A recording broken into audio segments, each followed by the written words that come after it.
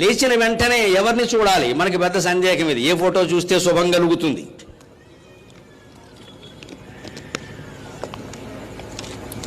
దానికి మన భారతీయ సంస్కృతి సమాధానం చెబుతుంది.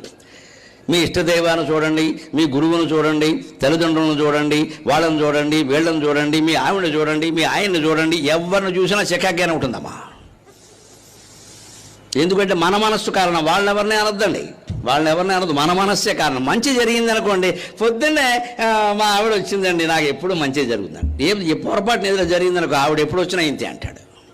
ఆవిడేం చేసింది? నేను లేపడానికి వచ్చింది ఆవిడ. అది తప్పే. అసలు ఎదురొచ్చిన వాళ్ళని బట్టి, పొద్దున్నే కనపడిన వాళ్ళని బట్టి మనం రోజు ఎలా నిర్ణయిస్తామండి? ఇంతకంటే అజ్ఞానం ఉందా? కానీ మన సంస్కృతి స్పష్టంగా ఏం చెప్పిందంటే, తోసేకు బాధ్యతని కరాగ్రే వసతే లక్ష్మీ, కరమధ్యే సరస్వతి, కరమూలే స్థితా గౌరీ.